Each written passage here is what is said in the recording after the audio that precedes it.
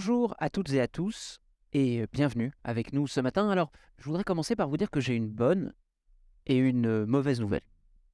La bonne nouvelle, c'est que notre alimentation actuelle contribue à la crise climatique en produisant 24% des émissions de gaz à effet de serre. Et c'est une bonne nouvelle parce que ça signifie que modifier ce qui arrive dans nos assiettes peut réellement avoir un impact concret et direct. Ça veut dire que consommer des produits locaux, de saison, issus d'une agriculture plus durable, plus responsable, c'est aussi bon pour nous que pour la planète. Et au fond, ça veut dire qu'on peut contribuer à changer le monde à coups de fourchette, ce qui pour des Français et des Françaises est quand même une super nouvelle. La moins bonne, c'est que cela nécessite de mettre en place une nouvelle manière de produire et de consommer le bien de première nécessité par excellence. Et ça signifie aussi aller contre un système productiviste aux intérêts souvent très bien représentés. Or, on n'a plus le temps de débattre de l'évidence de l'urgence de la transition agricole et il est impératif d'accélérer la phase d'après, celle de la preuve par l'exemple, celle de la germination de tous ces projets qui peuvent et qui prouvent qu'une autre agriculture et une autre alimentation sont possibles. Ça, c'est plutôt la moins bonne nouvelle parce qu'en fait, ça va coûter très cher. Mais le problème, c'est que c'est difficile de trouver de l'argent pour ces projets. Dans la tendance actuelle de l'économie, il est très difficile de trouver des nouveaux fonds pour sécuriser ces projets. Les banques ne veulent plus s'exposer au risque ou alors à des taux très hauts. Et si la food tech est un secteur qui en ce moment est en croissance, les fonds d'amorçage sont rares. Heureusement, et c'est d'ailleurs la meilleure nouvelle du jour, il y a désormais TINA qui veut dire transformation et impact à travers l'investissement dans l'agriculture et l'alimentation. C'est ce qui nous amène à être ensemble ce matin, nous ici dans un studio hébergé à la Césure.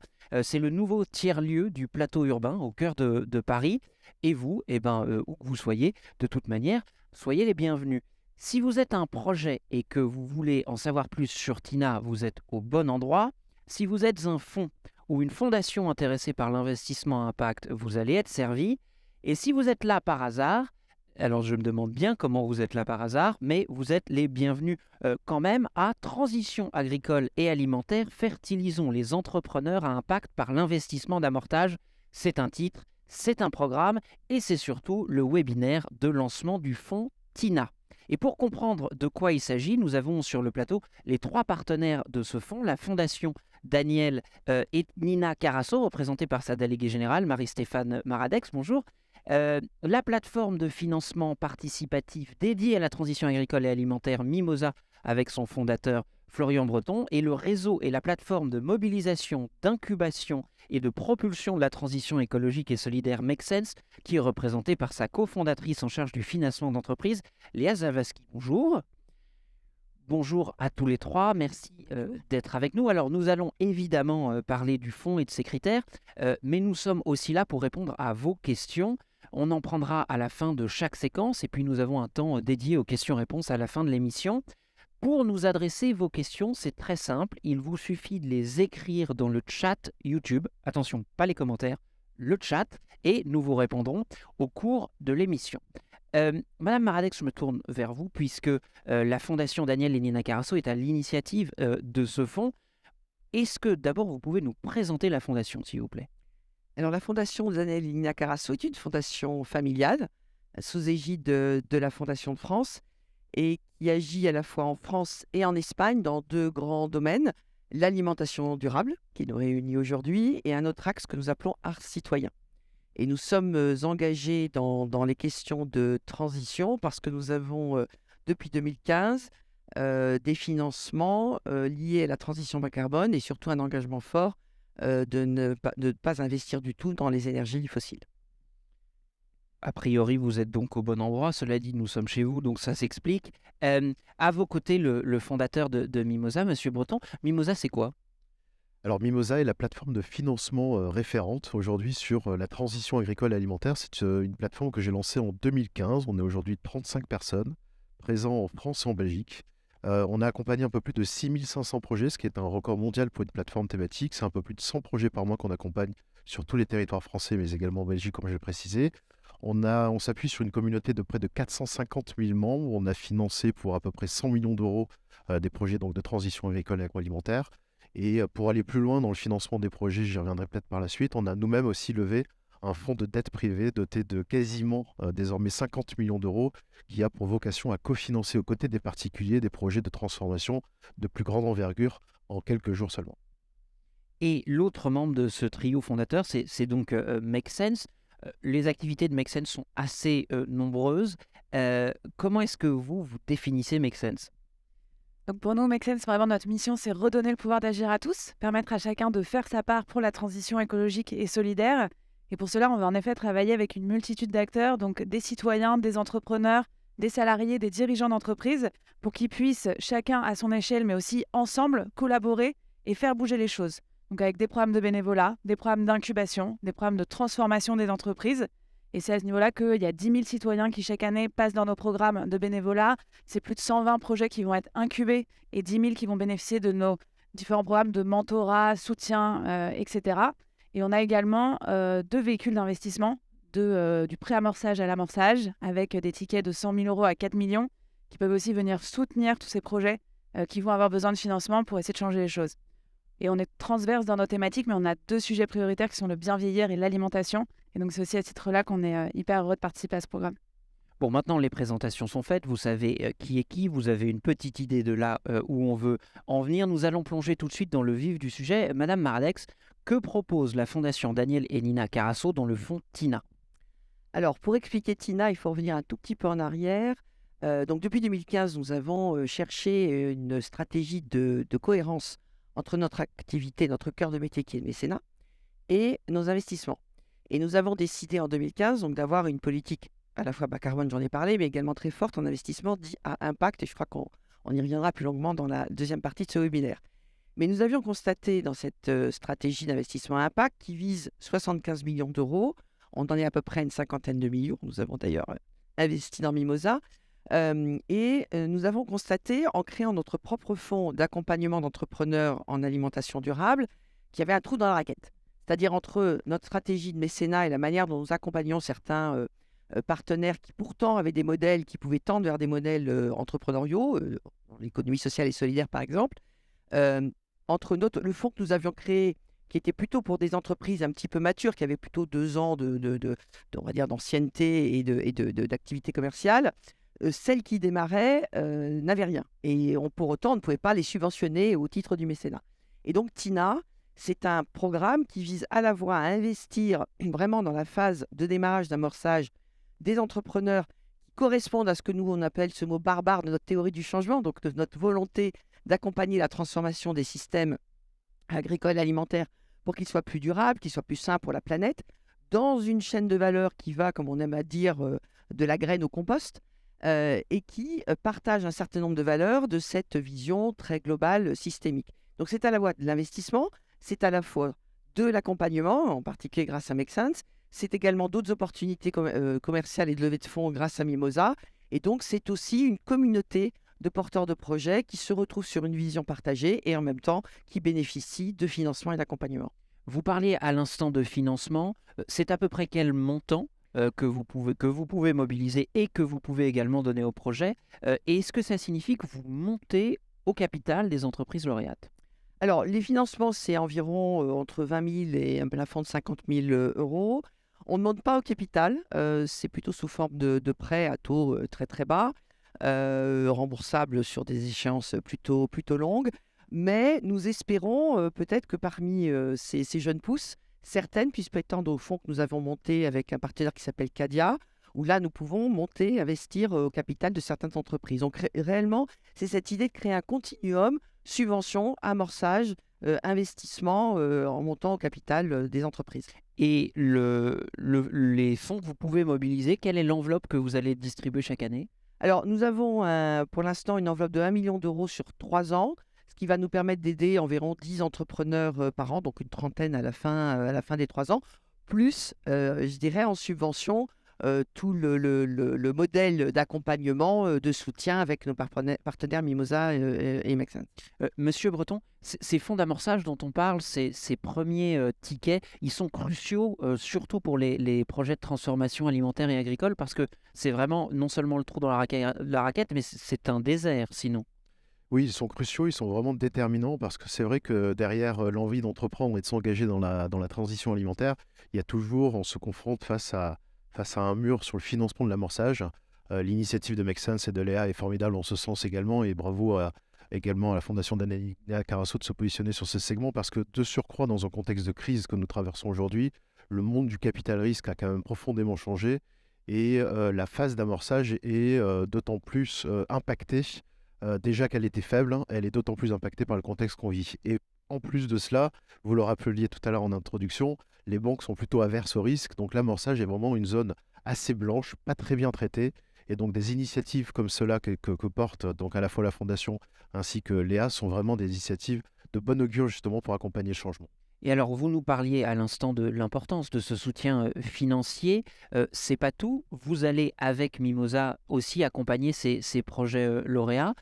Qu'est-ce que vous leur proposez? Quelle aide est-ce que vous leur donnez tout au Alors nous, long de on les ce programme? accompagnera à la fois à travers le programme TINA qu'on a lancé tous ensemble, mais également après sur la continuité du projet. C'est-à-dire que si toutefois les entreprises se développent comme convenu et qu'elles réussissent à faire face aussi au remboursement à un coût très modeste, surtout en plus dans un contexte d'inflation des taux bancaires, hein, je rappelle qu'on est à moins de 0,7% de taux d'intérêt, on sera force de proposition justement pour accompagner les différentes étapes de développement. Aujourd'hui, Mimosa, c'est deux instruments de financement. C'est ce qu'on appelle le don avec contrepartie pour lever quelques milliers, voire quelques dizaines de milliers d'euros en ligne. Et puis, c'est également le crédit, je le rappelais, jusqu'à 2 millions d'euros, notamment avec l'intervention de notre fonds de dette. Et je peux vous en faire aussi l'annonce. Dans les prochains mois, on va lancer deux offres complémentaires, à la fois l'instrument de l'obligation convertible et le private equity en ligne, justement pour soutenir les différentes phases de développement des entrepreneurs de l'alimentation. Et donc, ça se complétera parfaitement avec un dispositif comme celui de Tina et de Léa. C'est très frappant parce qu'il y a déjà quelques années qu'on parle de transformation agricole et alimentaire et au tout début, il y a peut-être, en tout cas quand moi j'ai commencé il y a 5-6 ans, c'était assez rare d'avoir un plateau dans lequel on parlait de transition agricole et on disait d'ailleurs nous allons lancer un fonds de private equity pour justement aider tous ces projets. C'est bien la signe de la maturation de tout cet écosystème, hein, et au fond de ce levier capital qui est le financement. Ces lauréats, ils pourront aussi compter sur le soutien de Make Sense. Qu'est-ce que vous allez leur proposer? Comment est-ce que vous les accompagnez? Oui, donc vraiment l'enjeu et le positionnement de Tina, c'est de travailler sur les questions de chaîne de valeur. Et donc pour ça, un des objectifs, c'est de dire, il y a le soutien individuel au projet, mais c'est important qu'ils puissent faire corps, c'est important qu'ils puissent démultiplier leur impact, qu'ils vont avoir à travers leur projet, mais aussi comment ensemble, à travers une communauté d'entraide, des collaborations, puisqu'ils vont être soutenus sur toute la chaîne de valeur, depuis la production, la distribution, la consommation, et même la question des déchets, vu que tu parlais de compost, on va vraiment de bout en bout. Et l'idée, c'est de voir il faut changer complètement le système agricole et alimentaire. Et pour ça, ça demande de la coopération entre les acteurs et de la coopération aussi entre les acteurs entrepreneuriaux, mais aussi scientifiques, citoyens, institutionnels. Et donc, on va proposer plusieurs temps forts dans l'année pour qu'ils puissent rencontrer, comme ça a été le cas par exemple la semaine dernière, avec Agropolis, avec AgroParisTech, avec des chercheurs, pour voir comment on peut faire les liens entre des entrepreneurs très actifs, très mobilisés, et le monde de la recherche aussi pour avoir des validations scientifiques. Comment on va pouvoir les aider à avoir d'autres aussi démarches commerciales, arriver à toucher peut-être des acteurs qui prendraient plus de temps à obtenir pour que ça devienne en fait la norme et que ce soit eux véritablement les champions de l'alimentation de demain. Et donc c'est ça l'objectif. Pour être pratico-pratique, ça ne signifie pas que vous les incubez. Ça signifie que vous les accompagnez dans le temps, mais ils ne seront pas sur place chez vous comme d'autres entreprises peuvent l'être. Oui, en effet, c'est pas un programme d'incubation parce que tous n'en ont pas forcément besoin. L'enjeu, c'était en fonction des besoins de chacun de pouvoir leur fournir s'ils ont besoin du mentorat ou du soutien spécifique et surtout de créer une dynamique collective entre eux avec, comme je disais, des mises en contact extrêmement pertinentes et de pouvoir aussi bénéficier de tout le réseau de partenaires pour leur donner accès à des experts auxquels ils auraient en tout cas plus difficilement accès. Aujourd'hui, un entrepreneur, il a vraiment besoin d'expérience et d'expertise. Le réseau, c'est fondamental. C'est ça qui leur fait vraiment aussi gagner du temps et c'est pour ça qu'on a voulu concentrer l'accompagnement là-dessus. C'est un programme complet, hein, on l'entend avec votre triple accompagnement. Pour les projets qui nous regardent, j'imagine qui sont nombreux, qu'est-ce que vous cherchez exactement, Madame Maradec? C'est quoi les critères de sélection? Alors, le premier critère, bien sûr, comme on l'a dit, c'est de correspondre à la fois faire partie de cette chaîne de valeur, mais comme je l'ai dit, aussi de partager cette vision d'une agriculture plus durable, saine, donc, comme on dit souvent, bonne pour la planète et pour les humains. Euh, Après, vous l'avez dit, on cherche des jeunes entrepreneurs en France qui sont passés par un système d'incubation, c'est-à-dire on n'a plus à les accompagner sur les aspects plus entrepreneuriaux du projet. Contrairement d'ailleurs, et j'ai oublié de le préciser, au programme TINA que nous avons lancé d'abord en Espagne il y a un an, où là, l'accompagnement est un accompagnement d'incubation que nous apportons avant de prendre la décision d'investissement. Ensuite, un autre critère, c'est que d'abord qu'il faut qu'il y ait une structure juridique, que les entrepreneurs, en tout cas qu'il y ait au moins un entrepreneur qui se consacre à temps plein à ce projet, puisque c'est important pour nous qu'il y ait un vrai investissement, humain. Et puis, il faut que ce soit des entreprises qui aient une perspective quand même de levée de fonds dans les 12-18 mois à venir, pour que vraiment on soit au stade quand même. Alors, on peut être au stade de l'idée, du concept, mais quand même déjà dans une vraie démarche entrepreneuriale, d'avoir comme on dit, une traction commerciale à un moment donné. Oui, il suffit pas juste de se lever avec un projet de Voilà, reconversion, quoi. On est exactement. quand même sur, comme vous le disiez.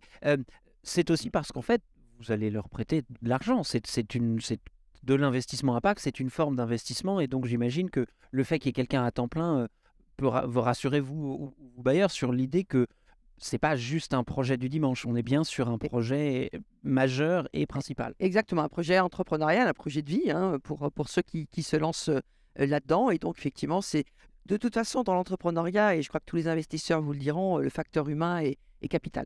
Je veux dire, réellement, quand on choisit de soutenir une entreprise, c'est l'idée, le service, le produit, mais surtout les femmes et les hommes qu'il y a derrière. C'est absolument capital. Et alors, quel est le processus? On entend, donc il faut être une entreprise déjà un peu structurée, mais qui a besoin de ce fonds d'amorçage juste pour se lancer. Comment les projets peuvent-ils candidater? Alors, ils peuvent candidater sur le site de tina.fr, donc Tina avec 2 i, comme Mimosa d'ailleurs. Justement, il y a tout un processus, un formulaire très simple justement pour les candidats. C'est une plateforme aujourd'hui qui s'appuie aussi sur la technologie Mimosa et sur nos savoir-faire.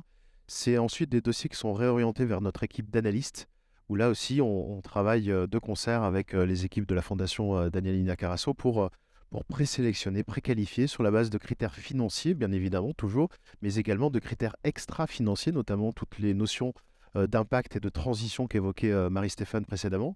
Et ensuite, on se réunit à peu près tous les trimestres suite à cette étape de préqualification et qualification, pour nommer des lauréats qui seront accompagnés, cofinancés justement par Carasso. Alors ça, c'est important ce que vous venez de dire. Ça signifie que l'on peut candidater en fait tout au long de l'année, qu'il y a plusieurs jurys, plusieurs, j'allais dire tournées, mais il est quand même un peu tôt le matin pour parler de tournées, mais plusieurs vagues, allons-nous dire, de projets lauréats. C'est pas une fois par an. Non, encore une fois, le programme dure jusqu'à, a priori, au moins 2023. Donc aujourd'hui, on est en recherche de talents qui veulent s'engager dans la thématique, et donc on recherche à peu près une 20 à 30 lauréats d'ici à fin 2023. Donc j'invite tout le monde à candidater, bien évidemment. Et nous aussi, c'est d'ailleurs pour ça qu'on est là.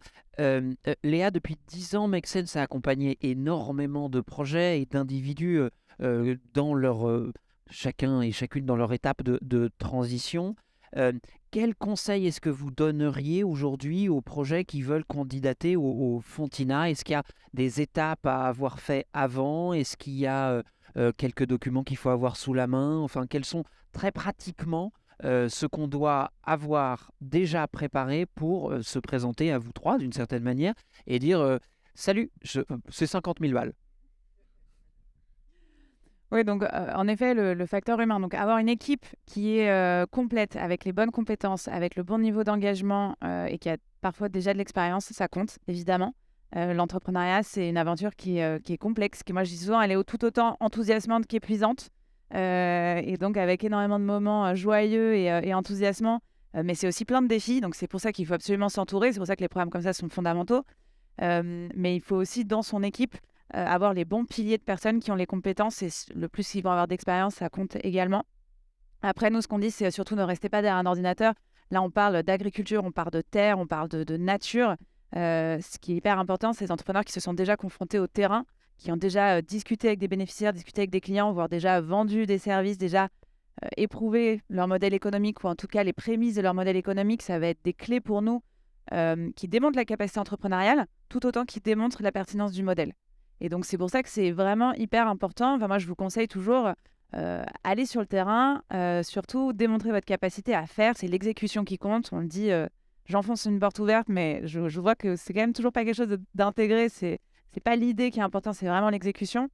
Donc, plus les porteurs de projets nous démontreront ce qu'ils ont déjà réalisé, même si, encore une fois, on est sur de l'amorçage, donc d'avoir déjà réalisé, comme je disais, ça peut aussi être des rencontres, ça peut aussi être des POC, ça peut aussi être des marques d'intérêt. Mais comme on le disait, c'est pas, je me suis pas réveillée, j'ai écrit, tiens, je pense qu'il y a un problème, mais je l'ai éprouvé sur le terrain. Se réveiller en disant tiens, je pense qu'il y a un problème, c'est déjà une première étape, hein, si vraiment Tout à fait. vous voulez vous lancer dans un chemin de transition. Mais effectivement, pour candidater, c'est pas suffisant. Alors peut-être y a-t-il des projets parmi vous dans le public aujourd'hui et que vous avez des questions. Nous allons donc y répondre tout de suite. On va en prendre quelques-unes. Il y a apparemment beaucoup de questions sur les bénéficiaires potentiels de TINA. Les entreprises individuelles agricoles, est-ce que les collectivités peuvent candidater? Est-ce qu'il faut forcément avoir fait une levée de fonds avant? Quels sont parmi tous ces critères? Est-ce que vous en avez qui sont clairs et rédhibitoires, ou est-ce qu'en fait chaque projet est évalué à l'aune juste de ses propres potentialités? Alors, il y a un peu de ça, mais quand même, on a des critères de sélection qui sont très clairs. Typiquement, l'entreprise agricole, l'EARL en tant que telle, ne serait pas éligible à ce programme d'innovation plutôt food tech. En revanche, des programmes comme Simple comme Bonjour, hein, des projets qui s'associent à des agriculteurs justement sur des leviers de transformation d'agriculture et d'alimentation tracée ultra-locale, ça, bien évidemment, ce sont des projets entrepreneuriaux que nous souhaiterions accompagner. Je voulais juste souligner aussi un point qu'évoquait Léa, sur la capacité d'entreprendre, l'exécution et le fait de rentrer quand on est dans la food tech notamment, un peu les mains dans la terre pour aller au contact des agriculteurs, c'est vraiment très important justement. Et c'est cette chaîne de valeur qui est importante aujourd'hui dans ce qu'on propose avec Tina, parce que il ne faut pas oublier que quand on est dans l'alimentation, on est finalement un peu au bout ou au milieu d'une chaîne qui part de l'appareil productif et des agriculteurs. Et on parlait tout à l'heure du financement en amorçage, mais je veux aussi rappeler qu'aujourd'hui, il y a un gros souci aussi sur le financement du renouvellement des générations d'agriculteurs. Il y a 30 000 exploitations qui s'arrêtent de travailler, enfin d'exercer en France chaque année pour à peine 13 000 installations. 30 000 pour 13 000. On a un seul déficit net de 17 000 exploitations. Pourquoi? Parce qu'il y a une vraie transition sociale aussi des profils d'agriculteurs vers ce qu'on appelle des hors-cadres familiaux.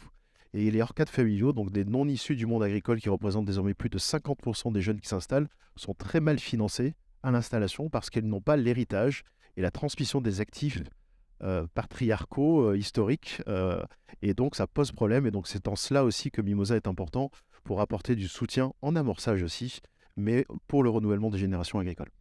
Et peut-être, oui, pour compléter sur la question des cibles, la Fondation en tant que telle, dans son métier de mécénat, soutient déjà de nombreuses initiatives portées par des collectivités publiques, portées par des associations.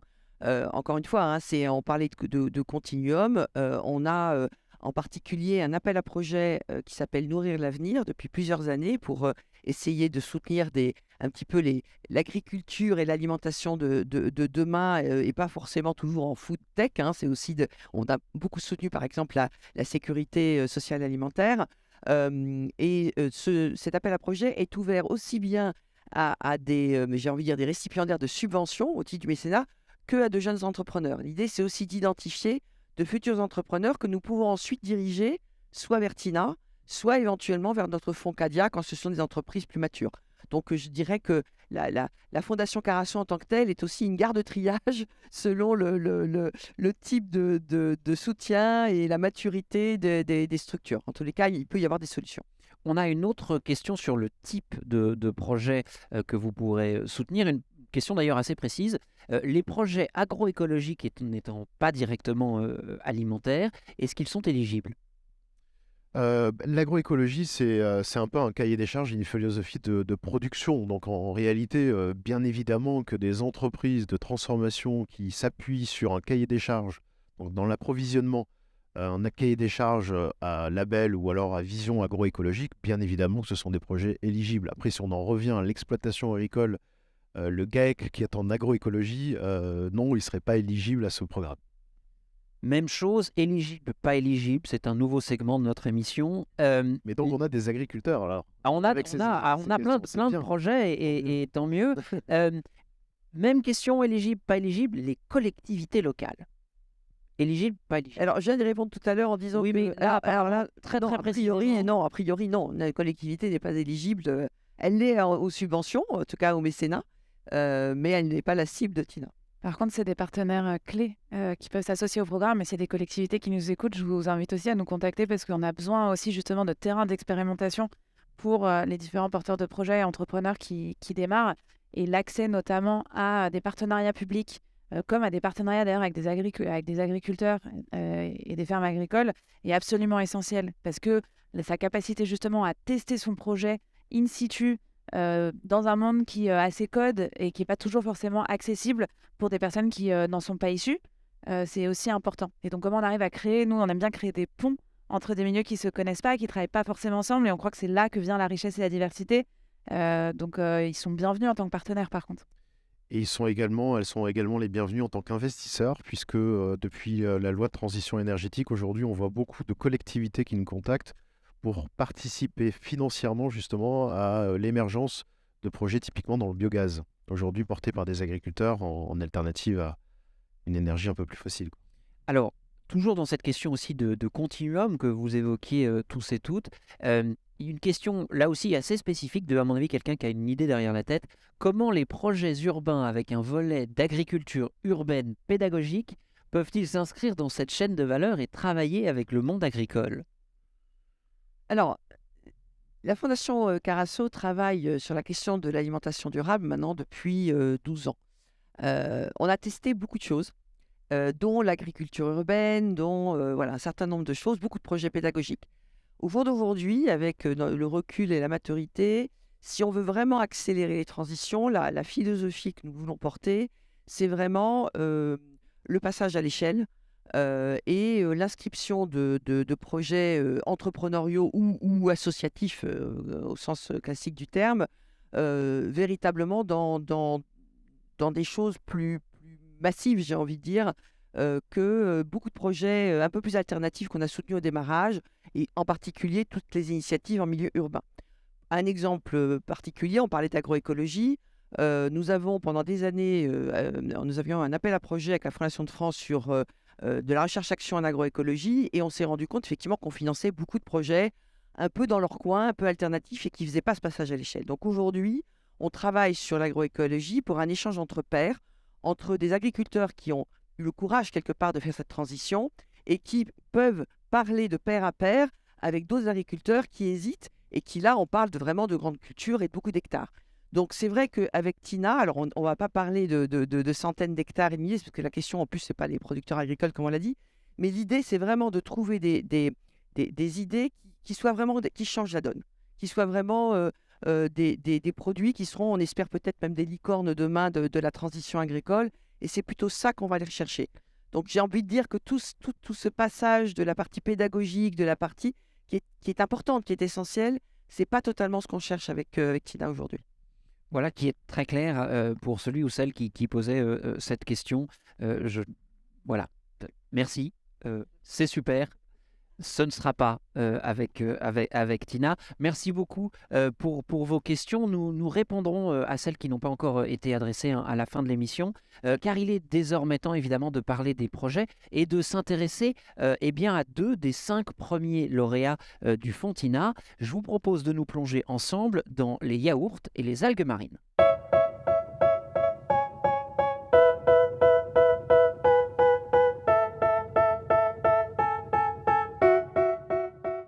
Et pour parler des projets, eh bien, nous accueillons sur le plateau Christophe Audouin. Vous êtes associé et cofondateur de BioHello, qui porte le projet Simple comme Bonjour.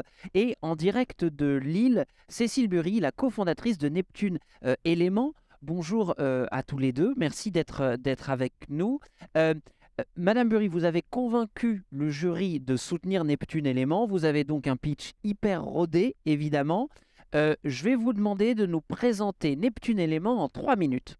Merci beaucoup. Bonjour à tous. Alors, effectivement, je suis la cofondatrice de Neptune Éléments, qui est une marque d'algues française qui a une double mission, démocratiser les algues dans les assiettes et développer toute la filière de l'algue en France et en Europe. Concrètement, on est parti de constats assez terrifiants qui sont qu'en 2050, on sera 9 milliards de personnes à nourrir sur Terre et qu'aujourd'hui, nos méthodes de production de l'alimentation, elles ne sont plus viables, ni pour l'homme, ni pour la planète. On produit en effet 97% de notre alimentation sur 30% de l'espace, les terres, qui sont aujourd'hui saturées. C'est pour ça qu'on a eu recours à l'agriculture et l'élevage intensif. Mais aujourd'hui, l'intensif, c'est plus du tout une solution pour nourrir la population en croissance permanente. Et face à ces constats, il y a un paradoxe, c'est que les océans représentent donc 70% de l'espace de la planète, mais ne contribuent pour l'instant qu'à moins de 3% de notre alimentation. C'est en partant de ce constat qu'avec mon associé Victoire Delapasse, qui avait fait un CAP cuisine et qui était officier de réserve dans la Marine nationale, on s'est intéressé davantage à ce qu'il y avait dans les océans et qu'on a redécouvert le potentiel exceptionnel de l'algue. L'algue, c'est un véritable légume de la mer qui est à la fois un super aliment pour l'homme, avec une richesse exceptionnelle de nutriments qui va au-delà de tous les aliments sur Terre.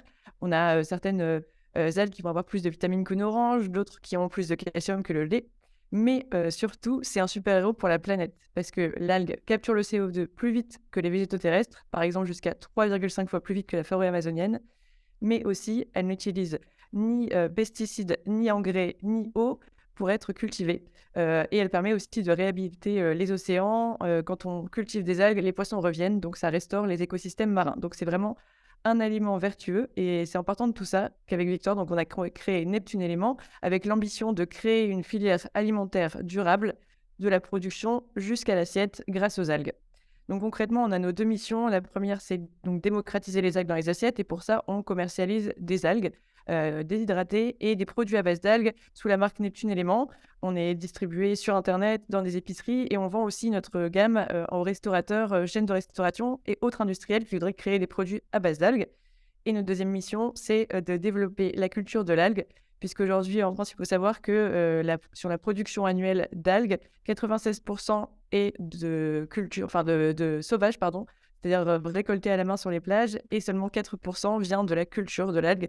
C'est-à-dire qu'on est vraiment à l'étape embryonnaire, comme si on était des chasseurs-cueilleurs qui découvraient l'algoculture. Et donc, notre mission, ça va être vraiment de faire de la recherche et développement en interne pour pouvoir cultiver de nouvelles espèces d'algues, créer un parc de culture. Et c'est ce qu'on est en train de faire depuis 2 ans, puisqu'on a créé l'entreprise en 2021. On l'a lancée par un financement participatif, puis on a fait une levée de fonds d'1 million d'euros. Et aujourd'hui, on est 14 chez Neptune Éléments à essayer de faire grandir cette filière. Voilà, je ne sais pas si j'ai respecté les 3 minutes. Je sais pas, mais en tout cas, je sais que le pitch était rodé. J'ai tout compris et c'était très clair. Merci beaucoup, Cécile. Monsieur Audouin, même exercice en 3 minutes. C'est quoi simple comme bonjour? Alors, simple comme bonjour. Alors en fait, simple comme bonjour, c'est le mode opératoire, c'est un peu notre théorie du changement. Mais en fait, avant de se poser la question du mode opératoire, il faut se poser la question du problème. Le problème qu'on a nous tous, c'est que probablement que dans les 10 années qui viennent, on aura très peu d'éleveurs laitiers en France. Parce qu'on l'a déjà dit ce matin, en fait, ce métier d'éleveur laitier est très peu attractif. Il y a énormément de départs, très peu d'installations. Et il est possible que s'il en reste peu, il est possible aussi que ce soit lié à la consommation de produits laitiers qui, de toute façon, va baisser. Le type de ferme qu'on aura dans 10 ans ne sera pas le type de ferme que nous, on a envie d'avoir dans les 10 années qui viennent. C'est-à-dire qu'on sera probablement sur des fermes extrêmement intensives, très grandes, avec finalement pas d'agriculteurs, mais des usines à lait qui produisent du lait qui n'est pas durable. Fort de cette problématique-là, en fait, on s'est posé la question et on s'est dit qu'il fallait apporter une solution à l'attractivité du métier d'éleveur laitier, en bio notamment. Et une des solutions, une des réponses à cette attractivité, c'est la transformation. Donc la transformation, c'est la solution de cette théorie du changement de simple comme bonjour. Mais en réalité, faire de la transformation, les éleveurs laitiers en bio et en conventionnel ne nous ont pas attendus pour en faire. Et le constat qu'on a fait, c'est que souvent, quand ils se lancent dans une aventure de transformation de leur lait en fromage ou en yaourt, l'enfer est pavé de bonnes intentions, c'est-à-dire qu'ils ont envie de bien faire. Et souvent, ces solutions ne sont pas des solutions qui sont performantes. Et finalement, elles rajoutent un problème, une charge, à déjà un métier qui est très très dur pour eux tous.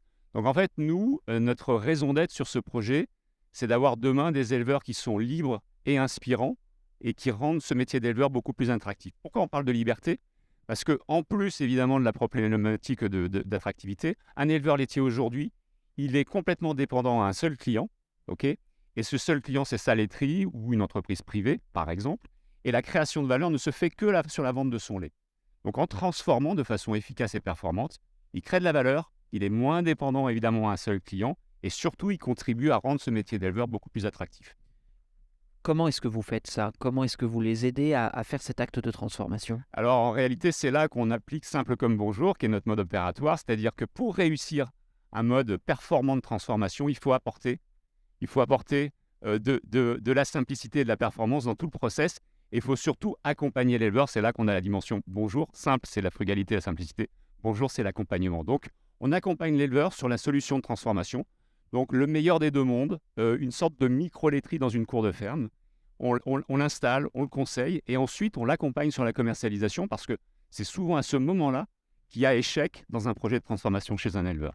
Et c'est ça, Simple comme bonjour. Alors, on voit bien évidemment que vos deux projets, non seulement sont en phase avec les ambitions du fonds, ça tombe bien, puisque vous faites partie des premiers lauréats. Mais j'ai quelques questions pour les projets qui nous écoutent et qui peut-être se posent les dernières questions avant de candidater. Madame Bury, Neptune Éléments, vous nous le disiez, a déjà une levée de fonds. Vous avez donc déjà un premier fonds presque, je ne sais pas s'il faudrait dire d'amorçage, 1 million d'euros, c'est quand même une vraie première levée.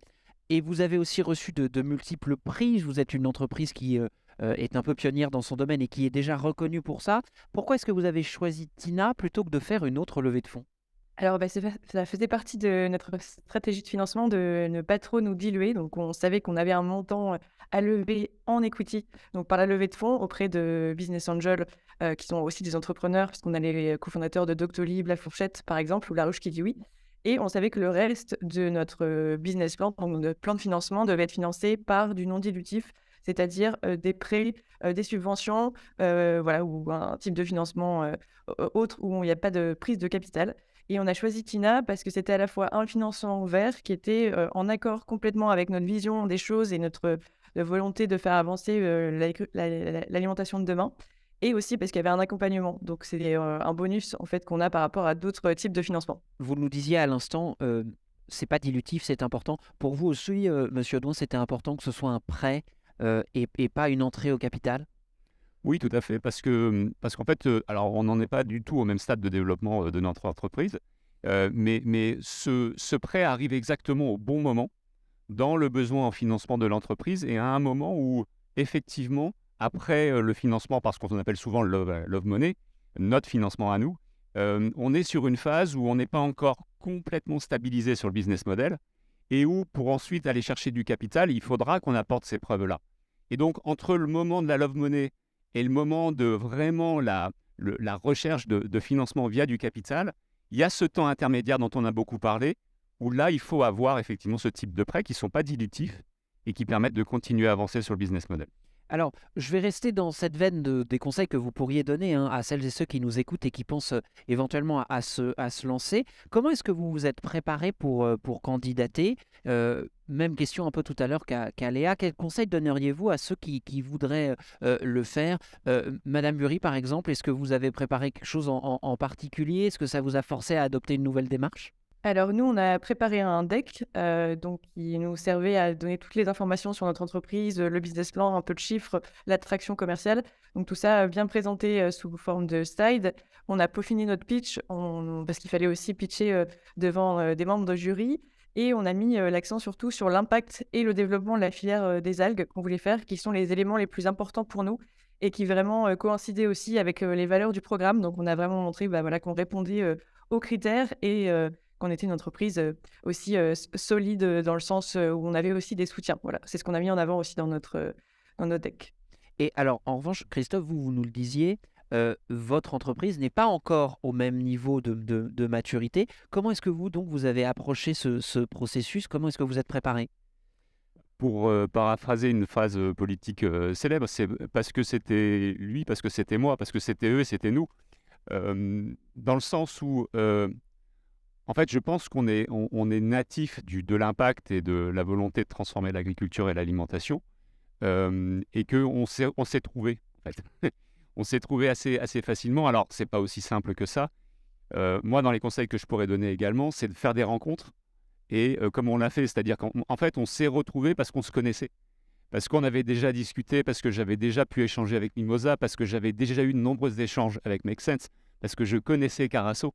Et que le fait de se connaître, à un moment, il y a un cadre de confiance qui existe, qui est là, et qui permet du coup d'avoir la rencontre et puis de s'aligner sur les priorités. On a les mêmes.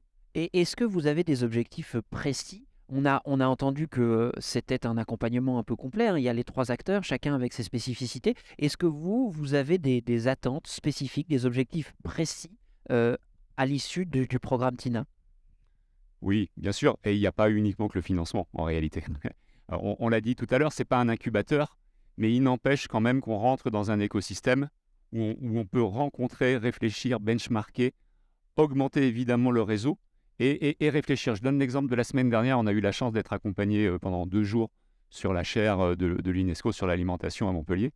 On a passé une journée et demie formidable à rencontrer à la fois des chercheurs, mais aussi à discuter avec d'autres entrepreneurs, et puis surtout à réfléchir aussi à la finalité de ce qu'on a envie de faire, parce que quand on est pris dans un projet d'entrepreneuriat, il y a le projet du début, la vision, la raison d'être, et puis très très souvent on est pris par un certain nombre de contingences court terme qui parfois nous éloignent du chemin et de la direction dans laquelle on veut aller. Quand on passe des moments comme ça d'échanges, de rencontres avec des gens extrêmement inspirants, que ce soit dans la recherche ou dans l'entrepreneuriat, eh ben ça aide à tenir le cap et aller dans la bonne direction.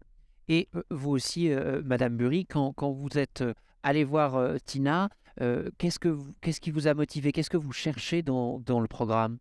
Alors, nous, c'était plus aussi pour le réseau et les temps forts qui sont organisés, qui sont hyper pertinents. On savait qu'on allait rencontrer d'autres entrepreneurs, des experts. D'ailleurs, on a même commencé à discuter avec certains autres lauréats pour voir comment on pourrait s'entraider entre nous. Donc, c'est vraiment sur la force du réseau. Et je crois que ça a été dit au début de cette visio, que vraiment le réseau fait gagner un temps fou aux entrepreneurs. Et c'est vrai, parce qu'on a forcément eu des problématiques similaires à un moment donné. Donc, quelqu'un qui les a débloquées peut nous les débloquer en 5 secondes. Gagner du temps et de l'argent, c'est quand même un bon programme pour les entrepreneurs et les entrepreneuses. Hors Tina, ou plutôt grâce à Tina, quelles sont les prochaines étapes de vos entreprises respectives? Madame Burry, qu'est-ce qui se passe pour Neptune Éléments bientôt? Alors, nous, aujourd'hui, on a fait 2 ans de R&D qui nous permet de cultiver nos propres algues, notre propre parc de culture. Donc, le financement va permettre de soutenir cette création de parc et de soutenir le recrutement de notre équipe pour aménager le parc. Super. Et vous, Christophe, c'est quoi les prochaines étapes? Alors nous, on continue à se développer. On a la chance d'avoir déjà depuis 1 an et demi une preuve de concept, c'est-à-dire qu'on a déjà une ferme qui transforme et qui vend ses yaourts. On va en avoir une deuxième là dans la Drôme, donc dans le sud de la France, avec une deuxième ferme formidable. Et puis l'objectif, c'est d'avoir encore 2 fermes d'ici là, les 12 mois qui viennent, pour avoir 4 modèles qui vont sûrement se ressembler, mais aussi avoir des différences, parce qu'en fait, à chaque fois, on rencontre un agriculteur différent avec une problématique différente et avec une zone qui est différente.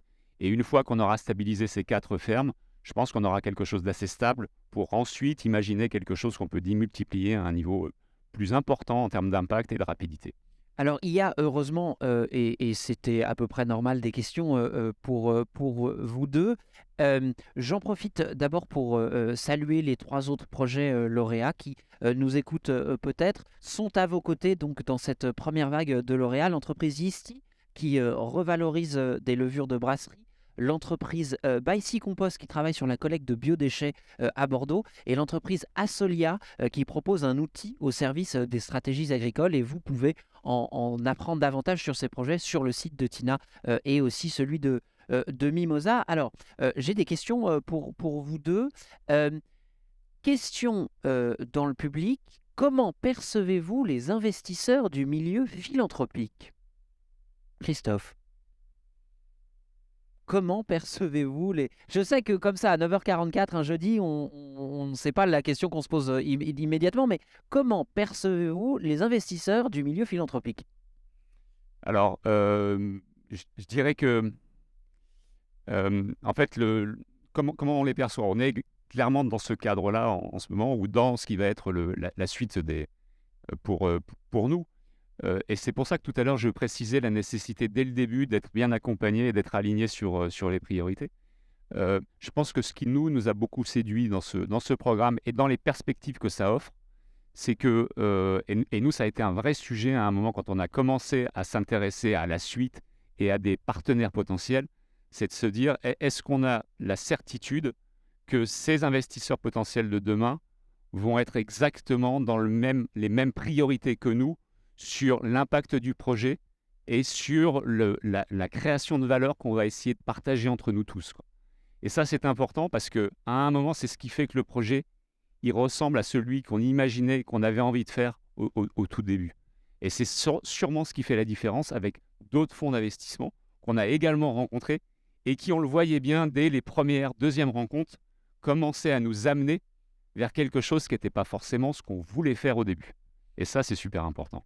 Madame Burry, même question parce que vous avez donc déjà levé les fonds auprès notamment de Business Angel. Est-ce qu'il y a une vraie différence dans les approches entre des investisseurs du milieu philanthropique et des Business Angels? Alors, les investisseurs les business angels, déjà, ils attendent peut-être des choses différentes au niveau des reporting, etc. On pense que l'investissement philanthropique, mais après, je ne suis pas dans la tête des investisseurs, donc je ne peux pas me prononcer, mais soutiennent plus l'impact et donc la finalité positive, les conséquences positives du projet que n'attendent une certaine rentabilité court-termiste. Donc ça peut être vraiment, pour moi, c'est l'investissement de demain, celui qui doit porter les projets de transition dans l'alimentaire, mais dans d'autres secteurs. C'est vraiment nécessaire qu'il y ait ce genre d'investissement qui se révèle et qui progresse pour soutenir les projets vraiment qui vont changer la donne au niveau environnemental.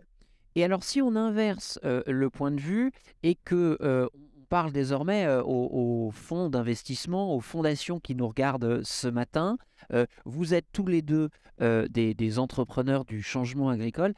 Quels sont vos besoins? Qu'est-ce que vous avez besoin de trouver chez Tina ou ailleurs?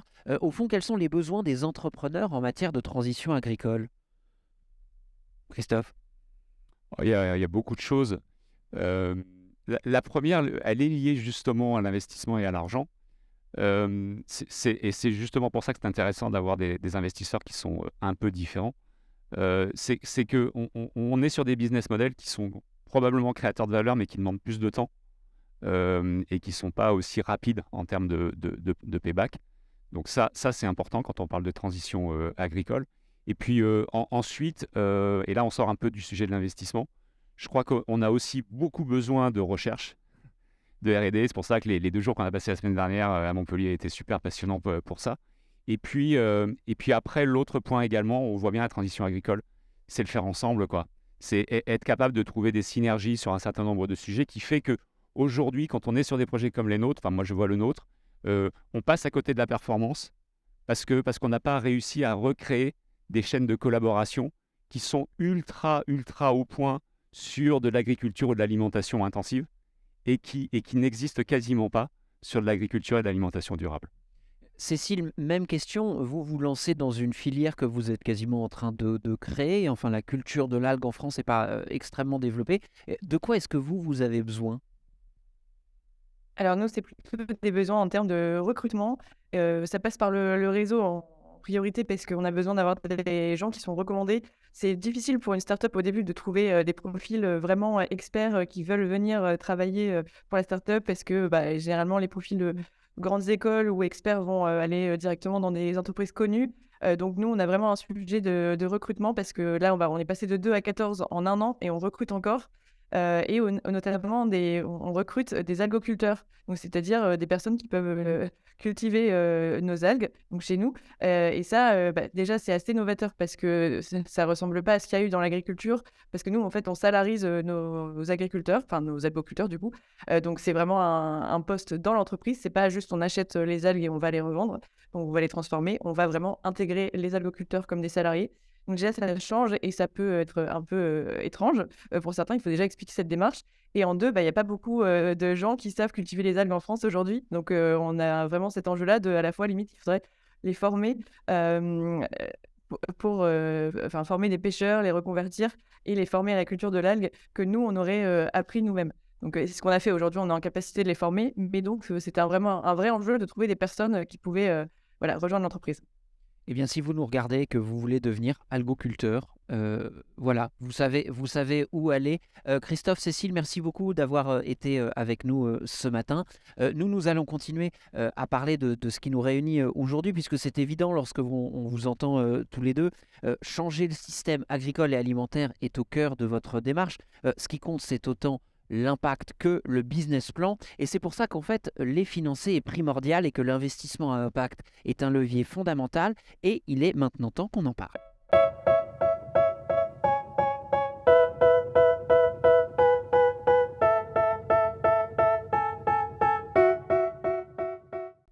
Alors, changer le monde, ça coûte cher.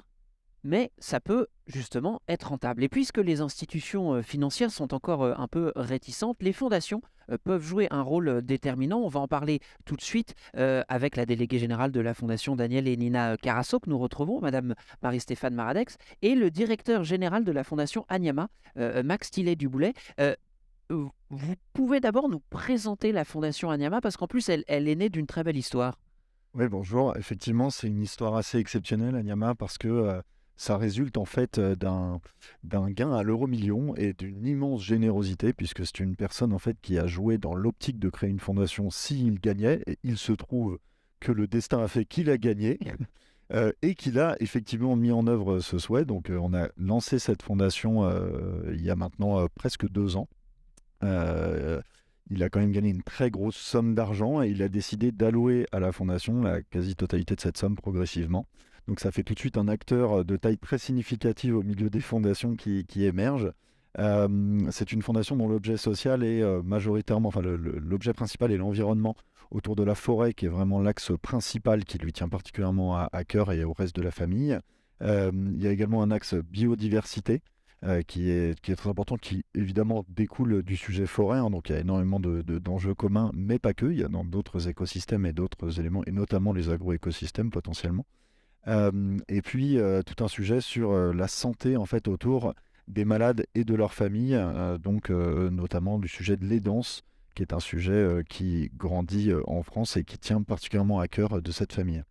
Alors on a une particularité dans cette fondation, en ça on est un peu proche de la fondation Carasso, c'est qu'on est une fondation avec un capital, ce qui est assez rare en fait finalement en France. Et donc on a un enjeu, ce qui nous a été posé comme objectif finalement par notre fondateur, c'est de pérenniser autant que possible ce capital pour qu'on puisse financer les acteurs associatifs dans la durée, des projets d'intérêt général. Et donc tout l'enjeu c'est de placer finalement ce capital qu'on a reçu de manière responsable et de manière surtout cohérente avec notre objet social, donc que je viens d'évoquer. Et là, ça commence à se compliquer, c'est pas évident. Mais réussir à essayer de faire ça de telle sorte qu'on puisse dégager des revenus qui vont nous permettre de financer des projets d'intérêt général. Oui, parce qu'il faut évidemment se rappeler que l'argent des fondations doit venir de quelque part et que souvent elles doivent gérer une partie de leurs fonds pour générer cet argent nécessaire au fond, au soutien ou au financement Voilà. de projets. Du coup, je reviens à cette question qui est un peu fondamentale au début, mais je vous la pose à tous les deux, mais pourquoi ce serait aux fondations de se mettre au financement à impact en fait? Après tout, c'est peut-être pas le rôle premier d'une fondation que d'investir. Moi, je pense qu'il y a plusieurs raisons. D'abord, il y a un enjeu de cohérence. Pour nous, par exemple, c'était vraiment l'enjeu de base, c'était de se dire si à un moment donné, nos investissements génèrent des problématiques contre lesquelles on se bat par nos dons, on est dans une incohérence totale, voire une schizophrénie. C'est-à-dire que d'un côté, on génère un problème et de l'autre côté, on essaye de le résoudre. Ça n'aurait absolument aucun sens. Donc, mais ça, je pense que c'est quelque chose d'assez nouveau et c'est aussi la Fondation Carasso qui a amené ce raisonnement. Parce que ça fait 10 ans qu'ils travaillent là-dessus, sur justement ces enjeux d'essayer d'être le plus cohérent possible et d'améliorer ces enjeux d'investissement. Malheureusement, c'est pas encore extrêmement répandu, mais on y travaille avec Marie-Stéphane. On essaye en tout cas d'amener cette réflexion. Donc, il y a d'abord un enjeu de cohérence qui me semble essentiel et fondamental. Et je pense que progressivement, les fondations sont en train d'évoluer là-dessus. Il y a un enjeu relais d'impact aussi pour moi qui est important. C'est-à-dire que finalement, moi, je vais chercher de l'impact en tant que fondation par le biais des acteurs associatifs que je finance sur des projets d'intérêt général. Mais il y a tout un tas de porteurs de projets, et je pense qu'on l'a très bien vu là juste avant, qui sont des gens qui vont chercher de l'impact, mais qui sont dans le milieu marchand. et qui vont amener une transformation de la société qui est par ailleurs fondamentale. Donc, si moi, en tant que fondation, je peux aller chercher un relais d'impact cohérent par rapport à l'objet que j'ai évoqué, c'est-à-dire mes objectifs, moi, d'intérêt général, par mes investissements, autant que j'aille le chercher. Et là, j'ai donc, au-delà du sujet du retour sur investissement, dont on parlera peut-être plus tard, mais il y a vraiment le sujet d'aller chercher de l'impact ailleurs et sur des zones que je ne peux pas financer par du don de toute manière. Donc, autant que j'aille les financer par de l'investissement.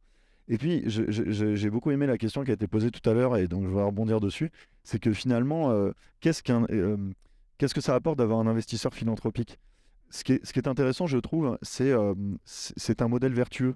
Parce qu'en fait, tout bénéfice éventuel qui pourrait découler de nos investissements, nous, il est réinjecté pour financer des projets d'intérêt général qui sont cohérents, qui sont dans la continuité finalement de ça.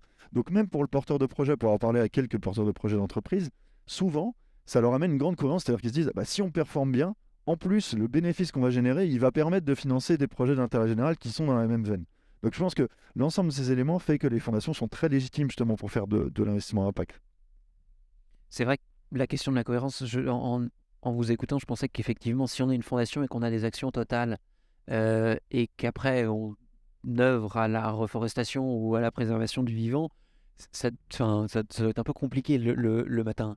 Ça a été le cas de très grandes fondations américaines que nous ne citerons pas par charité, mais qui était exactement ça, qui investissaient dans des grands groupes et qui réparaient les dégâts de ces grands groupes après au titre de leur mécénat. Mais moi, ce qui m'avait vraiment frappé quand j'ai démarré à la Fondation Carasso et que ces sujets d'investissement sont venus sur la table donc à partir de 2015, c'est que les fondations que j'avais rencontrées à dotation, et donc beaucoup de fondations européennes ou enfin en tout cas internationales, parlaient elles-mêmes d'une muraille de Chine entre les équipes qui s'occupaient des investissements et les équipes qui s'occupaient des programmes. Il n'y avait aucun dialogue. Donc même ces enjeux de cohérence, finalement, même s'il y avait eu l'idée d'être plus cohérent, les fondations n'étaient pas organisées pour ça. Donc nous, ce qu'on a fait quand on a... ça a été un chemin progressif, et le chemin est encore long, mais une des premières choses qu'on a fait quand on a créé un comité d'investissement à impact, c'est de faire venir des personnes des programmes dans le comité. Et mon grand sujet de fierté, au-delà de la progression de nos investissements à impact, c'est que maintenant, dans mes équipes programmes, tout le monde est formé et tout le monde parle d'investissement à impact et considère les investissements à impact comme un des outils de la boîte à outils de leur métier. Il y a les subventions, il y a tout ce que l'accompagnement non financier, parce qu'on a un énorme programme d'accompagnement non financier, et les investissements. Et on prend l'outil le plus adapté à la situation qui se présente. Mais alors justement, cette question de l'adaptation, elle est centrale. Est-ce que ça signifie que les deux fondations que vous représentez vont par exemple progressivement arrêter le mécénat pour se concentrer sur l'investissement impact parce qu'il permet des relais d'impact, parce qu'il permet au fond un continuum d'action quand vous le dites, si certains projets fonctionnent? Est-ce que ça veut dire qu'on va voir, j'allais dire progressivement, disparaître cette activité de mécénat? Alors c'est une très bonne question parce qu'il y a des fondations aux États-Unis, je crois que c'est Hebron suisse, là, qui ont fait ce choix de convertir, enfin de dire finalement notre politique, alors c'est plus du mécénat, mais notre politique d'impact, on va dire, elle est exclusivement à partir de notre dotation. Alors, pour la Fondation Carasso, on ne va pas faire ce choix-là. Donc, le choix qu'on a fait, c'est d'abord l'intégralité de notre portefeuille. Donc, on a une dotation, on va dire, en gros de 500 millions d'euros. Et totalement, enfin, en tout cas à 95% sur des critères d'investissement responsable, etc. Chaque année, on essaie même d'améliorer encore ça. En plus, maintenant, on a tous les enjeux de la transition avec la taxonomie européenne, etc. Donc, ça nous donne d'autres cadres d'investissement. Mais sur ces 500 millions, donc on a fait ce choix de dire 75 millions seront vraiment des investissements à impact. Donc avec, on pourra parler après, effectivement, des questions d'impact et de rentabilité qui sont pas les mêmes que sur les autres investissements. Donc c'est vraiment un choix qu'on travaille, encore une fois, depuis 2015, qui a été progressif, qui n'a pas été sans mal, mais a priori, on n'a pas le projet de convertir l'intégralité de notre capital en investissement. Ouais, je vais rebondir. Effectivement, il y a une fondation suisse là qui vient de faire ce choix, qui était une très grosse fondation environnementale, et finalement, la famille qui est derrière a décidé d'arrêter la partie fondation pour faire plutôt de l'investissement à impact. Moi, je ne crois pas du tout qu'il faille opposer les modèles, et donc je crois au contraire à la très grande complémentarité que je pense Marie-Stéphane a extrêmement bien expliqué par rapport au fonctionnement de la Fondation Carasso. C'est pour ça que je ne pense pas du tout que l'un va remplacer l'autre. Je pense qu'au contraire, il faut travailler justement la cohérence entre les deux. Pourquoi c'est pas possible? Pour la simple et bonne raison qu'il y a tout un tas de projets hyper intéressants avec plein d'impact qui sont pas dans le milieu marchand et qui ne seront jamais dans le milieu marchand et qui seront jamais lucratifs. Et ça, c'est aussi le rôle des fondations d'aller financer ces projets-là.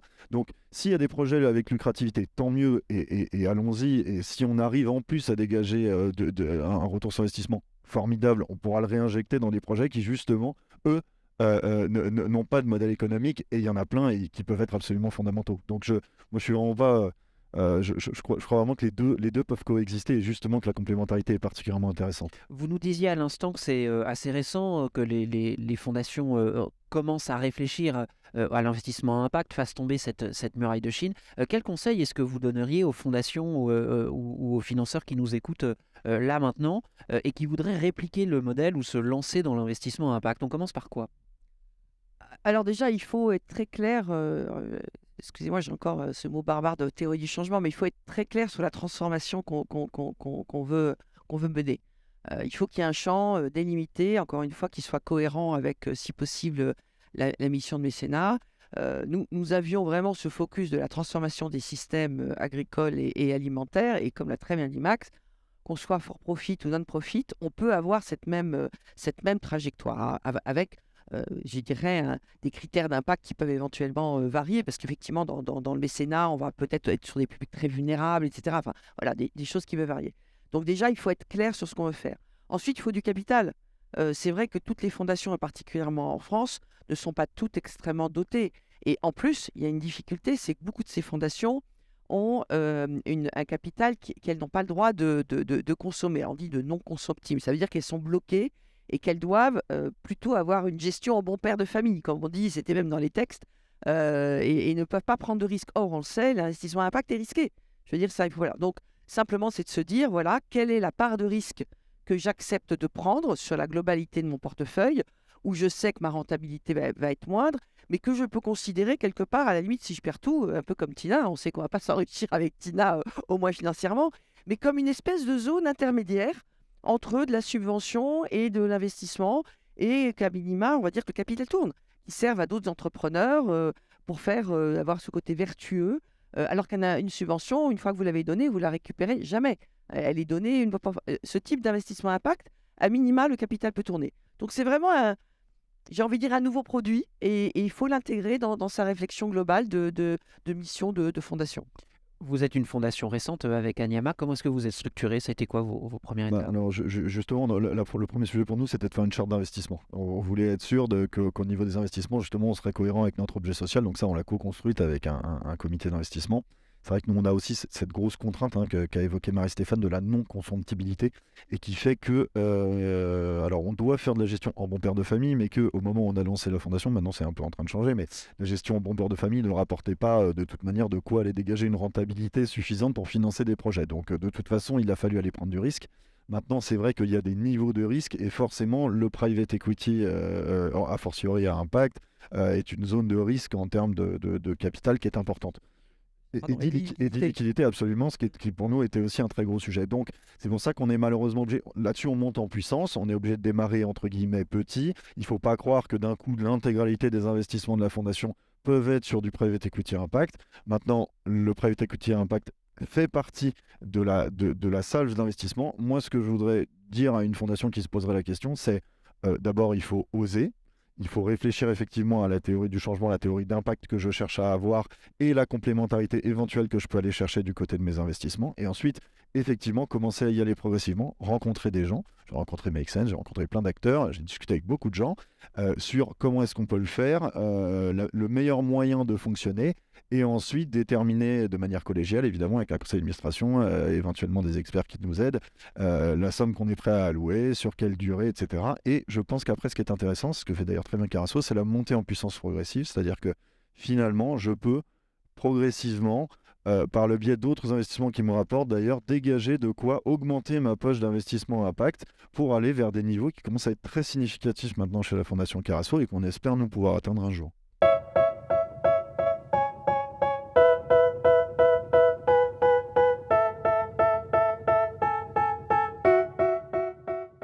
Alors, vous le disiez, évidemment, il s'agit de ne pas faire ça seul, et il n'y a pas que les fondations qui s'y mettent. Donc, nous allons donc élargir la discussion tout de suite en accueillant à nouveau Léa Zlavas. Je savais qu'à un moment, j'allais pas y arriver. Pardon. Léa Zajlowski de Make Sense et Florian Breton de Mimosa. Léa, d'ailleurs, Make Sense a beaucoup évolué en 10 ans. Ça a commencé par une communauté de gens qui voulaient filer des coups de main à des entrepreneurs sociaux. Aujourd'hui, vous avez créé votre propre fonds d'investissement. Pourquoi cette évolution? Est-ce qu'elle vous est naturelle et évidente? Oui, et c'est vrai qu'on a d'abord commencé en effet par des citoyens, puis ensuite par de l'incubation, par de l'accompagnement. Et c'est d'ailleurs toujours vraiment, nous, notre vocation, c'est accompagner des projets, leur permettre de se structurer, de se renforcer. Et petit à petit, on s'est rendu compte que le financement, c'était un outil en fait incontournable. Un, parce que les projets en cherchaient tous. Et deux, parce que ça donne aussi accès à la gouvernance. Et en fait, quand on parle d'impact et d'impact dans la durée, nous, on voit énormément de porteurs de projets qui ont envie de changer le monde, qui ont une énergie absolument de dingue et qui ont une vraie authenticité dans leur démarche, mais qui petit à petit, du fait notamment de la contrainte de financeurs qui sont plus justement centrés sur la rentabilité que sur leur impact, vont parfois devoir faire des compromis qui ne sont pas toujours forcément ceux qu'ils auraient imaginés. Et donc nous, par le financement, on a voulu accélérer cette phase de recherche de financement qui parfois fragilise les projets qui sont exceptionnels. On s'est dit, c'est quand même un peu dommage. On les connaît, on les accompagne, et ils passent beaucoup trop de temps à aller chercher de l'argent. Donc, et si on leur filait un coup de main? Et en plus, on va pouvoir rentrer dans leur gouvernance de façon très officielle et pouvoir peser aussi dans les décisions pour s'assurer d'être les garants de l'impact aux côtés des entrepreneurs. C'est ce que nous disait Christophe tout à l'heure en disant c'est important de rencontrer tout de suite des gens qui peuvent être alignés au long terme. Florian, le rôle évidemment de ces acteurs, il est capital, vous nous le rappeliez, dans l'amorçage, dans le début de ces projets. C'est important qu'il y ait de l'investissement philanthropique donc, mais est-ce qu'il ne serait pas intéressant aussi que les corporates suivent ce mouvement? C'est-à-dire que les fondations qui ne dépendent pas uniquement du bon vouloir des gagnants du loto ou de Daniel et Nina Carasso, par exemple, à un moment se disent, tiens, il y a là pour nous un levier d'impact et aussi un levier de croissance. Alors oui, bien évidemment, après les différentes crises malheureusement qu'on traverse depuis quelques années avec le sanitaire, le social, l'économique, l'environnement et désormais aussi le climat qui s'impose à nous, je pense que toutes les énergies sont nécessaires aujourd'hui pour accompagner ce changement et cette transformation. Bien évidemment, le rôle des fondations et des fonds de dotation et des corporates, surtout avec des grandes entreprises qui aujourd'hui, même dans un contexte de crise, réalisent des bénéfices records. Donc on les invite aussi, bien évidemment, à s'engager pour notre avenir et notre bien commun collectif, bien évidemment, mais aussi, je le dirais, et là c'est plutôt ma connotation citoyenne, on a beaucoup à faire avec l'épargne populaire. Aujourd'hui en France, on a plus de 5 000 milliards d'euros qui dorment sur les livrets. Les gens sont en recherche de sens, comme nous tous, de transparence, d'impact, accessoirement aussi de rendement. Et aujourd'hui, il n'y a pas de lien entre l'épargne populaire et la cause solidaire écologique. À peine moins de 1% de la finance aujourd'hui est dédiée à la solidarité.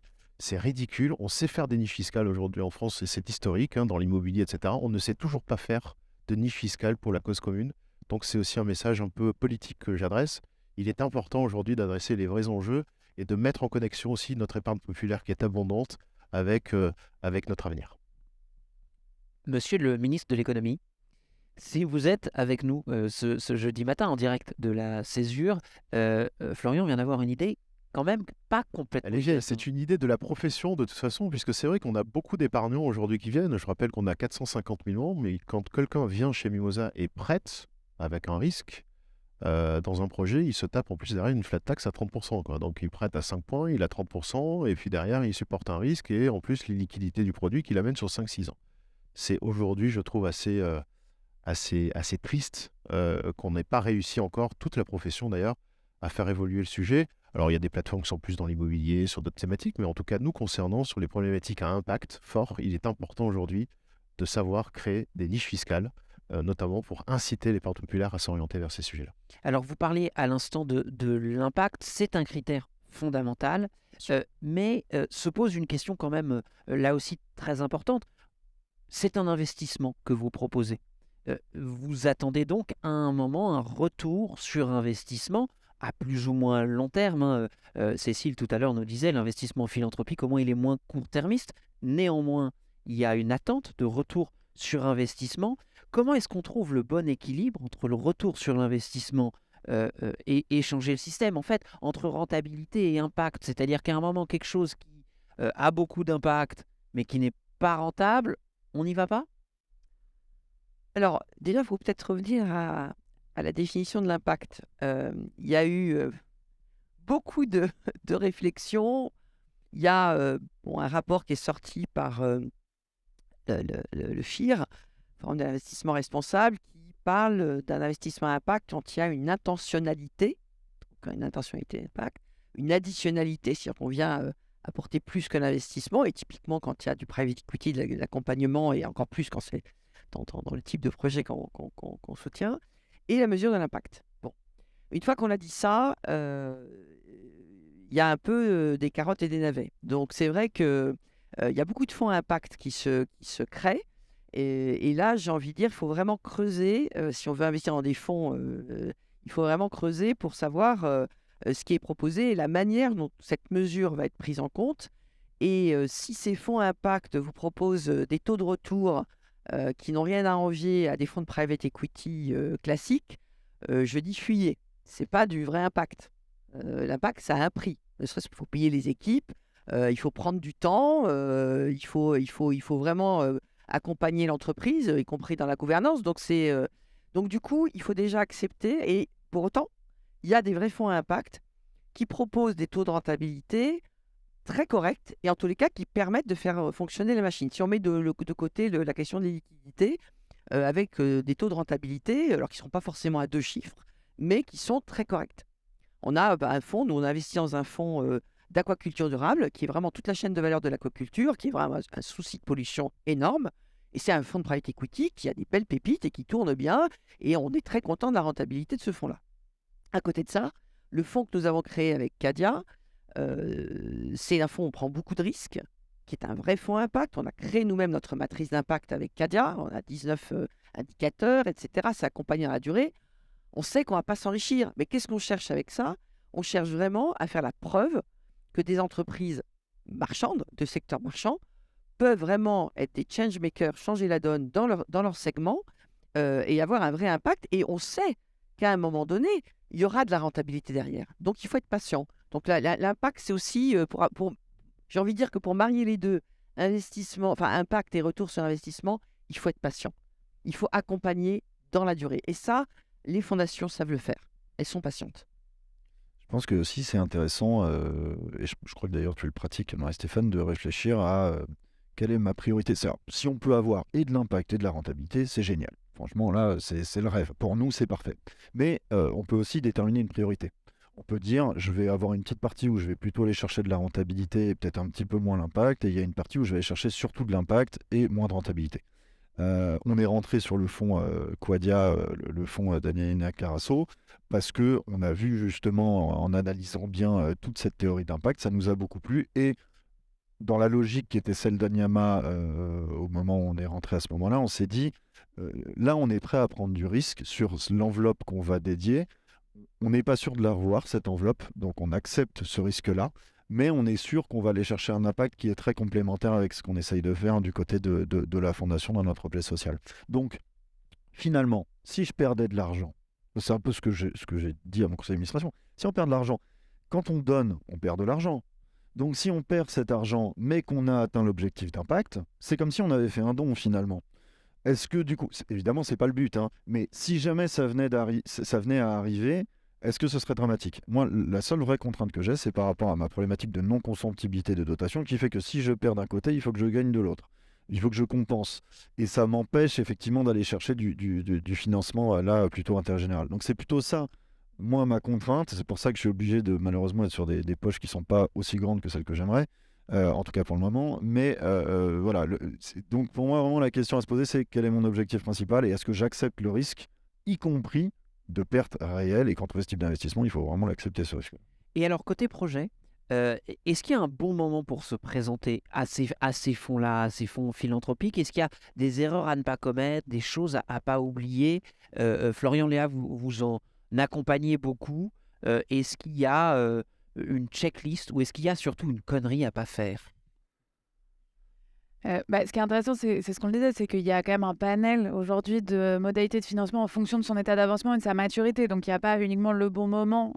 C'est en fonction du bon moment, il faut trouver justement Tu parlais de gare d'aiguillage, quel va être le bon guichet, quel va être le bon outil de financement. Après, pour moi, encore une fois, hein, et tu l'as dit, c'est l'équipe qui compte. Il faut avoir une équipe qui est soudée, il faut avoir une équipe qui est engagée, il faut avoir une équipe qui est compétente et qui va avoir le temps de se développer. Et ça, si on n'a pas encore bien réuni les bonnes compétences autour de la table, moi, je dirais que c'est ça qui pourrait manquer et qui pourrait faire que ça aille pas au bout. Euh, et après, je pense qu'on voit hein, quand on échange avec les entrepreneurs, et on l'a vu dans les pitchs, il y a de la passion, il y a de l'envie. Et donc, en fait, je crois qu'il faut être authentique. À un moment, surtout quand on a des financeurs, c'est comme un mariage. Donc, en fait, si on se présente sans être qui on est véritablement, à un moment dans la durée, ça va quand même se voir. Et de la même façon que les financeurs doivent être authentiques et bien affirmer qu'est-ce qu'ils attendent de façon claire et directe, il faut aussi que les entrepreneurs soient hyper francs, en fait. Florian, il y a un facteur de succès ou d'échec?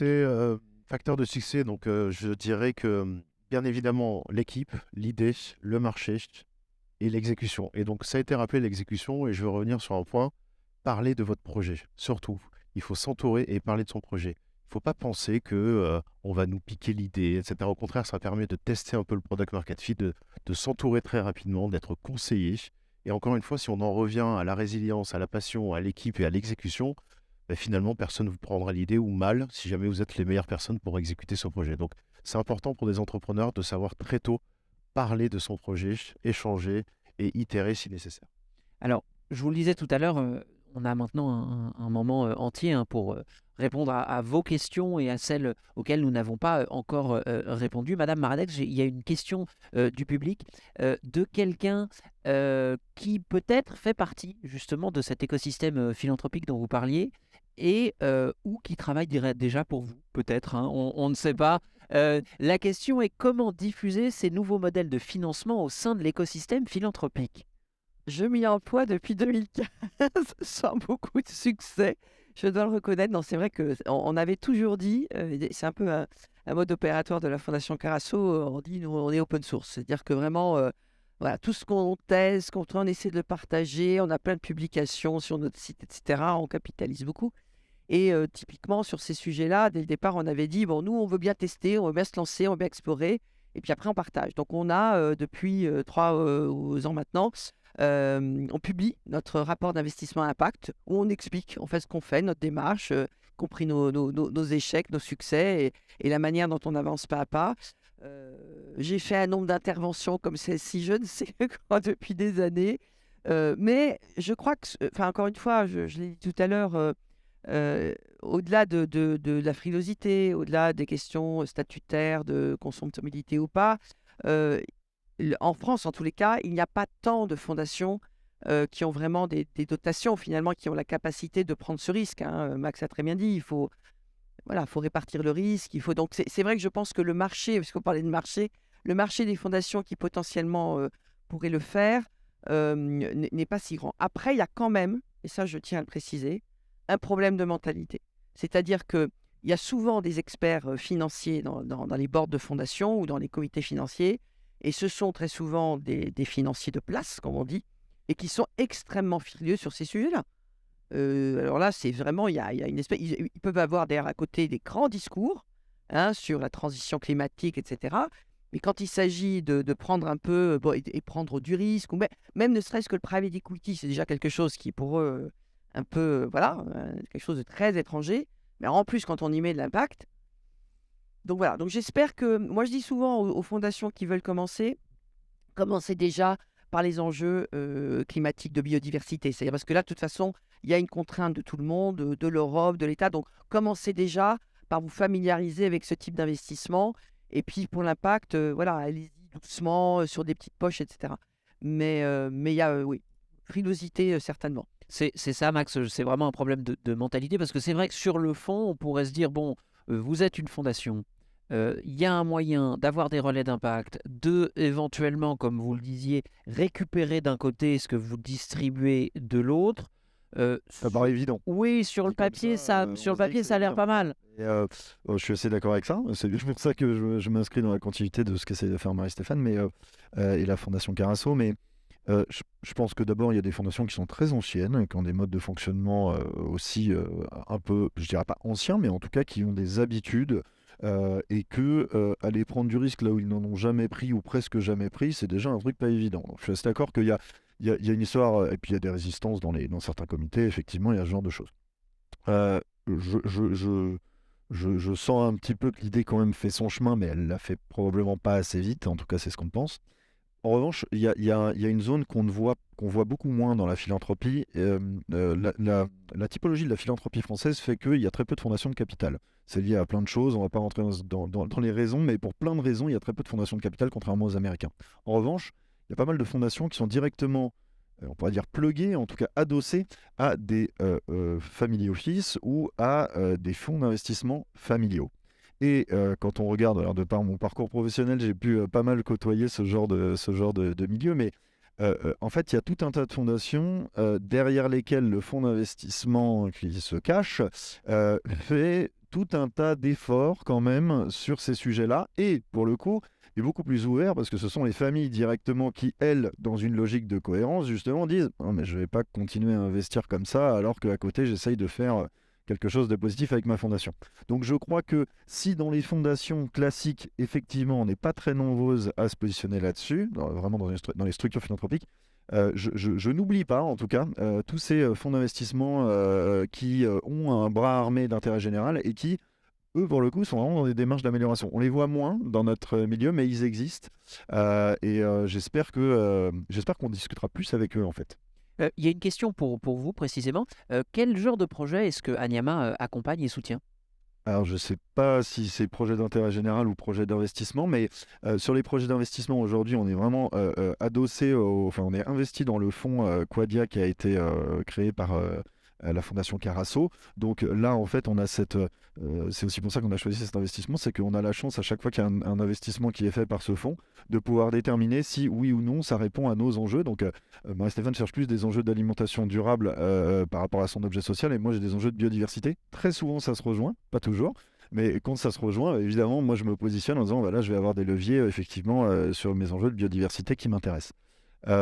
Sinon, c'est l'objet social que j'évoquais tout à l'heure. Donc, tout est sur notre site, anyama.org, si les gens ont envie d'aller se renseigner. Mais on cherche effectivement plutôt des projets qui sont sur des enjeux de préservation, revitalisation des forêts et protection, régénération aussi potentiellement de la biodiversité sur les enjeux environnementaux qui sont ceux qui nous intéressent aujourd'hui. En tout cas, c'est un peu là-dessus qu'on est. Je ne vais pas rentrer dans le détail, mais il y aura plus de détails sur notre site internet. Et moi, je voulais juste revenir quand même sur un point qui est assez important sur la diffusion notamment de ces nouveaux façons d'investir, c'est que il faut vraiment que ce soit rajouté et pas remplacé. C'est que pour moi, c'est vraiment contre-productif que des fondations prennent de leurs subventions et de la philanthropie pour l'investir.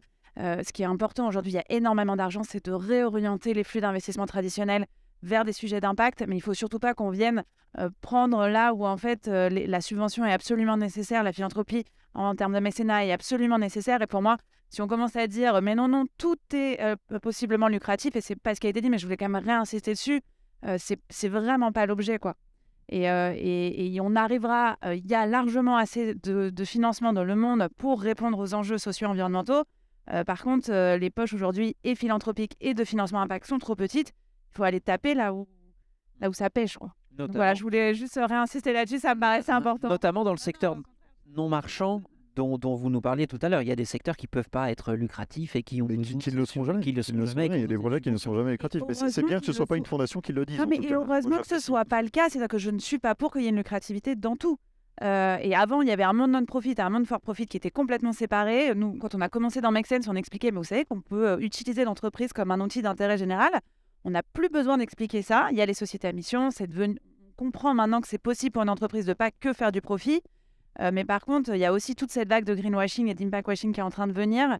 Et donc, c'est d'autant plus important de constamment le répéter pour ça. Alors, on a une dernière question pour les trois partenaires de Tina. Comment est-ce que vous allez suivre le devenir des entreprises en amorçage? Vous allez sélectionner donc un certain nombre de lauréats. Il y en a déjà 5. Vous les financez, vous les suivez, vous les accompagnez. À un moment, est-ce qu'ils sortent de vos scopes? Est-ce qu'ils sont Tina à vie? C'est quoi comment dire, le parcours de ces projets? Comment vous les suivez à la fin? Nous, de toute façon, on va les suivre forcément par la force des choses, puisqu'on les finance à travers Carasso, et donc on va les suivre de près sur notamment tous les remboursements, et puis sur le plan de développement de l'entreprise, en partenariat aussi avec Make Sense sur le programme d'accélération, et on va les accompagner. Mais on a eu un bel exemple tout à l'heure avec Neptune, une preuve aussi de l'accompagnement qu'on peut faire. Chez Mimosa, j'ai eu aussi l'honneur de cofonder une association qui s'appelle La Ferme Digitale, qui regroupe aujourd'hui 120 startups dédiées au monde agricole, l'agritech. Et Neptune, typiquement, post-lauréat amorçage avec Tina, a intégré La Ferme Digitale. Donc c'est un peu ça aussi, l'accompagnement sur la durée qu'on va proposer aux entreprises qui passent par le programme Tina. Moi, j'ai envie de dire, comme c'est une création, c'est aussi aux lauréats de dire s'ils ont envie que l'aventure continue, on peut créer le club des alumni de Tina. Enfin, je veux dire, on peut tout inventer après. Je veux dire, on crée, c'est une nouveauté, on crée une communauté. Les communautés, c'est pas aux concepteurs d'imposer, c'est à ceux qui sont dans la communauté de la faire vivre. Et nous, on suivra, on accompagnera autant qu'on peut. Avec la possibilité, puisqu'il y a désormais c'est assez marrant dans ce genre d'émission de dire il y a beaucoup d'argent autour de la table. Sur les sujets de transition, vraiment, il y avait une époque où c'est pas ce qu'on disait, mais effectivement, vous avez donc chacun et chacune désormais des fonds qui peuvent continuer de soutenir ces projets post-Tina tout au long de leur développement, simple comme bonjour. Ah, moi, j'espère bien qu'ils vont venir dans le fonds Cadia. Voilà, moi, évidemment. j'espère avoir des pépites qui vont ensuite, qu'on va étudier pour le fonds Cadia, bien sûr. Eh bien, oui. Je voudrais dire une chose, c'est que c'est à la fois beaucoup et c'est à la fois pas assez du tout en fait. Je pense que c'est aussi ce qu'a dit Léa, c'est-à-dire qu'on est un peu une goutte d'eau dans l'océan hein, finalement. Donc c'est bien de la faire cette goutte, mais ce serait encore mieux si, et notamment parmi les gens qui nous regardent, il y a des gens qui se décident à vraiment se bouger sur ces enjeux-là et à décider de. Je pense qu'il y a des institutionnels qui doivent regarder. Il y a des gens qui font déjà plein de choses, hein, mais je pense qu'il faut vraiment passer la seconde là-dessus. Il y a des grandes annonces qui ont été faites par des entreprises là récemment qui sont vraiment intéressantes de dire on va commencer à dédier 10% de notre résultat à la transition, à des enjeux environnementaux. Allez-y, quoi, suivez ce mouvement. Si ça pouvait devenir un mouvement comme le Giving Pledge de Bill Gates à une époque, je trouverais ça formidable. Plus il peut y en avoir qui font ça, plus on aura de chances d'y arriver. Donc, et là, on est sur des volumes financiers qui deviennent potentiellement colossaux. Donc, je pense que c'est très important quand même de dire ça. Oui, il y a des fonds significatifs, mais je veux dire, par rapport à l'enjeu, on est quand même loin du Et compte. par rapport aux fonds publics, on a oublié de parler quand même voilà, des subventions publiques. À un moment, Florian a quand même été assez clair pour notre ministre de l'économie. Il y a eu ça me semble évident. Ce ne sont pas des fonds publics, oui, c'est vrai. En tout cas, Même le livret de développement durable, je veux dire, ça serait bien qu'il ait un nom qui soit cohérent par rapport à ce à quoi il sert déjà. Enfin, Et le mettre dans le nucléaire. plutôt que l'objet soit cohérent avec son nom, mais voilà. alors nous n'allons pas parler tout de suite de la taxonomie des énergies renouvelables.